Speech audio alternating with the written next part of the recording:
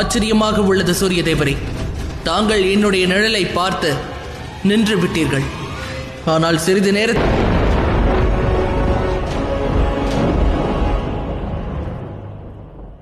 விசித்திரமாக உள்ளதல்லவா? ஒரு நிழல் தங்களுடைய பேன் மனிதர்களின் பிறப்பு அல்ல. அவர்களது செயல்தான் அவர்களது சுயமாகும்.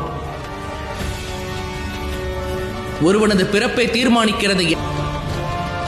அப்படி நடந்துவிட்டால் பிரபஞ்சமே தவறான வழியில் சென்றுவிடும். தாங்கள் கூறுங்கள், இந்த பிரபஞ்சத்திற்கு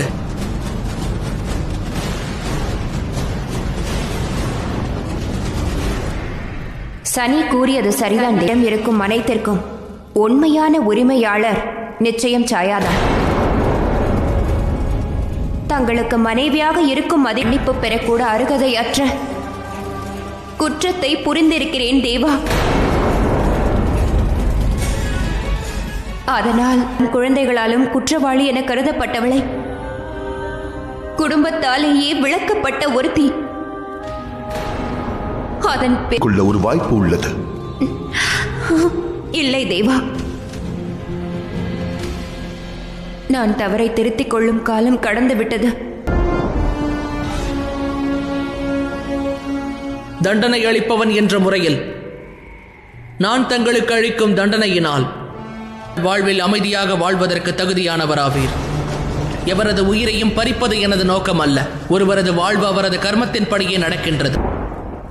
சந்தியா தன் தவறை உணர்ந்து விட்ட பிறகும் இதை செய்ய என்ன அவசியம் இருக்கிறது?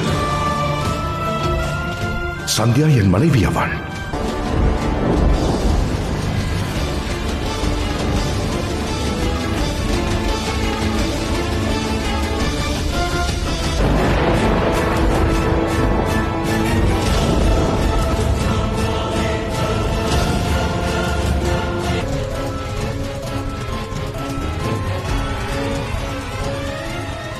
தேவி சந்தியா, என் மதியுடன் விளையாடுகிறாய் அல்லவா? நான் அறிவேன், நீ இங்கு இல்லை சனி. என்னவாயிற்று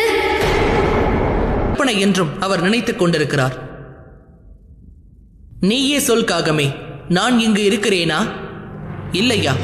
அதனைக்காக பூ பறிக்க செல்கிறேன். அட, பாட்டனார் என்ன கூறினார் என்று மறந்து விட்டீர்களா தேவி சந்தியா?